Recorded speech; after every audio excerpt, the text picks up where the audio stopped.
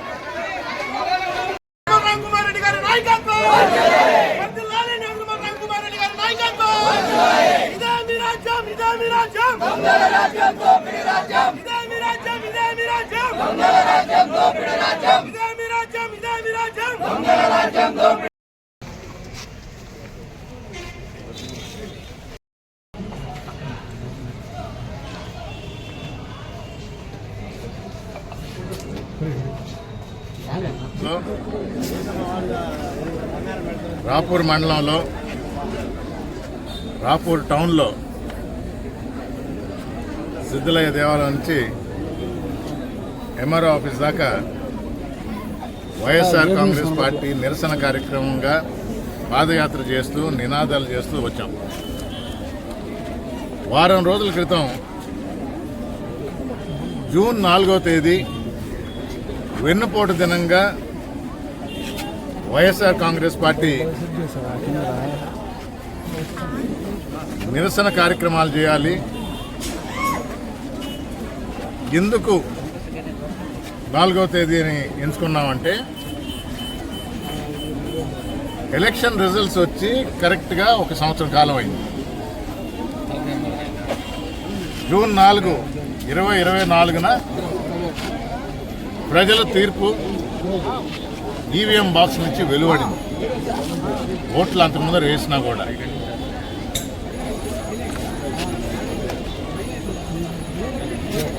ఏ విధంగా కూటమి ప్రభుత్వంలోకి వచ్చింది, దానికి సారథ్యం వహించి అధిక సీట్లు తీసుకున్న చంద్రబాబు నాయుడు గారు స్ట్రైక్ రేట్ 100% అని చెప్పుకున్న జననేత, జనసేన నేత పవన్ కళ్యాణ్ గారు తప్పిపోయి అనలా జననేత అనేది కూడా. ఎందుకంటే నేను మనుషుల్లో ఉంటాను, మీ తరఫున ప్రశ్నిస్తాను, మీకోసం పోరాడతాను, అధికారంలో ఉన్నా కూడా ప్రశ్నిస్తానని చెప్పిన పవన్ కళ్యాణ్ గారు. వీరిద్దరూ కలిసి మేనిఫెస్టోని రిలీజ్ చేశారు. వీళ్ళిద్దరే. బీజేపీ ఆ రోజు అంటే పూర్వానుభవంతో, గత అనుభవంతో చంద్రబాబు నాయుడు గారితో కలిస్తే హామీలు అటకెక్కుతాయి, మేము దానికి బాధ్యత వహించము, మేనిఫెస్టోలో మా బొమ్మ ఉండకూడదు, మా గుర్తు కూడా ఉండకూడదని తొలగించడం జరిగింది ఆ రోజు.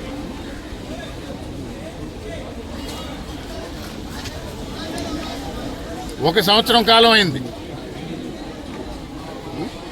హామీలు గుప్పించారు ఎలక్షన్ సమయంలో. సూపర్ 6 అన్నారు, మంచి పేర్లు పెట్టారు. సూపర్ 6 అంటే నాకు మీకు కాదు, జనాలకు అందరికి కూడా తెలుసు. 143 హామీలు ఇచ్చారు మొత్తం. ఎవరిని వదిలిపెట్టల. ఆంధ్ర రాష్ట్రంలో మోసం చేయటం, మభ్యపెట్టడం, అన్నిటికన్నా ముఖ్యంగా వెన్నుపోటు పొడవటం. తెలుగుదేశం యొక్క పేటెంట్ అది, రిజిస్టర్ చేసుకున్నారు. ఇది మా హక్కు, వెన్నుపోటు పొడిస్తే మేమే పొడవాలి, ఇంకెవరు పొడవకూడదు అని పేటెంట్ చేసుకోమన్నారు. గత 3 రోజులుగా మీడియా రంగంలోకి దిగింది. నాయకులు కాదు, నాయకులకు నోరు లేదు. నాయకులకు అర్థమైంది, ప్రతి నాయకుడు ప్రజల మధ్యలో ఉంటాడు, ఆ ఊర్లోనే ఉండాలి కదా, ఇంకెక్కడో కాదు కదా. వారికి అర్థమైంది మనం నోరెత్తలేము. వైఎస్ఆర్ కాంగ్రెస్ పార్టీ జూన్ 4న వెన్నుపోటు దినమని డిక్లేర్ చేసింది. ప్రజల్ని వెన్నుపోటు పొడిచిన ప్రభుత్వం ఇది. హామీల గురించి అడుగుతున్నారు, మనం ఏం చెప్తాం? నాయకులకి క్లారిటీ ఉంది. అందుకని పచ్చ మీడియా రంగంలోకి దిగింది. ప్రజలారా, మీరు వెన్నుపోటు పొడిచారంట. జూన్ 4వ తేదీ రిజల్ట్స్ డిక్లేర్ చేశారు. జగన్మోహన్ రెడ్డి మీకు పథకాలు ఇచ్చాడు, అయినా మీరు వెన్నుపోటు పొడిచారంట. 11 సీట్లే ఇచ్చారంట. ఇది ఏ విధంగా ట్విస్ట్ చేశారో చూడండి. మరొకసారి స్పష్టంగా మీడియా మిత్రులకి, మీకన్నా సీనియర్స్గా ఉండే పెద్దలకి తెలియజేసేది, బాబు మీకు తెలియజేసేది, వైఎస్ఆర్ కాంగ్రెస్ పార్టీ జూన్ 4న వెన్నుపోటు దినంగా డిక్లేర్ చేసింది ఏంటి అంటే, మీరిచ్చిన హామీలు నిలబెట్టుకోలేదు. మీరు హామీలు ఇచ్చేసి ఓటేయండి అని అడిగారు. ఈ హామీలు, ఈ పథకాలు వైఎస్ఆర్ కాంగ్రెస్ పార్టీ చేసిన పథకాల కన్నా మెరుగ్గా చేస్తాము. ఇప్పుడే చెప్పారు, ఒక్కొక్క ఫ్యామిలీలో ఒక్కొక్క పిల్లాడికి 15,000 ఇస్తుంటే మీ అందరికీ తెలుసు, ఇప్పటికీ రాష్ట్రం అంతా మారిమోగిపోతుంది.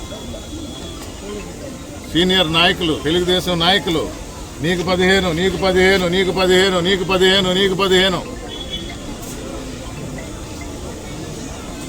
ఎక్కాలు రెండోది మూడోది తెలియకపోవచ్చు, కానీ తెలుగుదేశం వల్ల 15 ఎక్క మాత్రం రాష్ట్రం అంతా తెలిసిపోయింది. 15 ఒకటిలో 15, 15 2 30, 15 3 45, 15 4 60, 70 దాకా పోలా. ఏమైంది? ఏమైంది హామీ? ఇది వెన్నుపోటు కాదా? ఆంధ్ర రాష్ట్ర ప్రజల్ని ఈ పోటు వెన్నుపోటు కాదా అని ప్రజల తరఫున వైఎస్ఆర్ కాంగ్రెస్ పార్టీ నిలిచి ప్రభుత్వాన్ని ప్రశ్నిస్తుంది.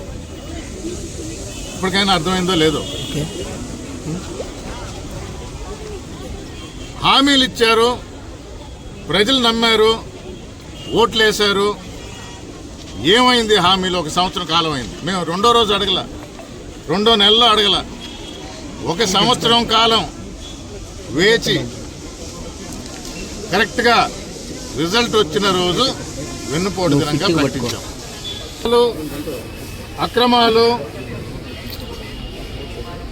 ఆక్రమణలు, దోచుకోవడాలు. నమస్కారం, అశోక్ టీవీకి స్వాగతం.